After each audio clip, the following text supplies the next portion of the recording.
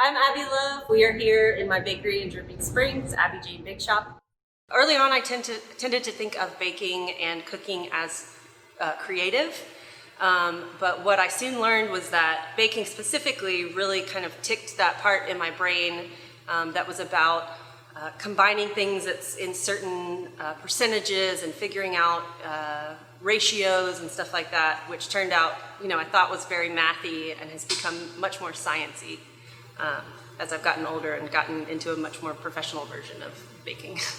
I was actually a hobby baker. This is a second career for me. I studied English. I have a handful of pretty useless master's degrees, and I was halfway through a graduate program in archival studies for library science.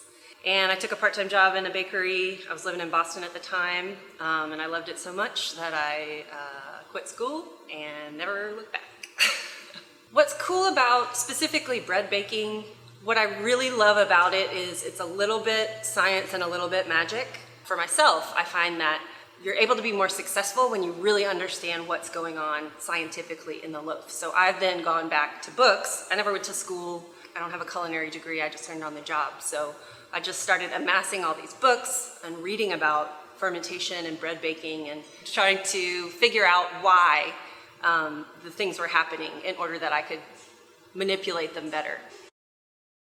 So there's a ton of new sourdough, especially bread bakers out there. The pandemic has been trapping us all in our homes. Sourdough seems to be a new favorite pastime. I can understand why. But today we're going to talk about what exactly is happening on a very microbial level when you're creating a sourdough starter. When we make flour here, we grind it on a stone mill, and what happens when we create bread is that there's two specific proteins, glutenin and gliadin. And when we hydrate them, they find each other like a beautiful love story and they start to link up.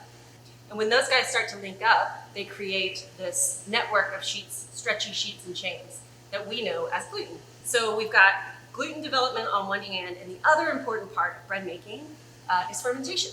So fermentation is, at its basic definition, is the breaking down of organic molecules by bacteria and yeast. And what's cool about a sourdough starter is it's full of both of those things. It's a whole microbiome in here that also has a living yeast colony inside of it. So flour and water to a paste, and then about a walnut size, tablespoon size piece of the living starter. And then after a few hours, the yeast is gonna colonize that whole bit of paste that you made, and it's gonna end up looking a little bit more like this.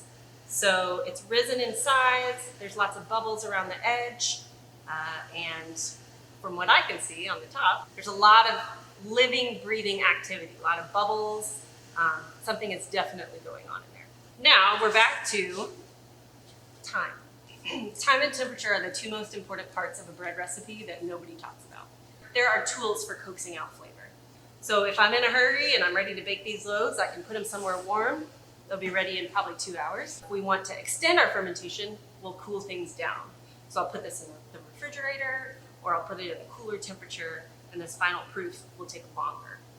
Thanks for spending some time with me in the bake shop today. Now we're gonna go back to the Thinkery and John and Kendall.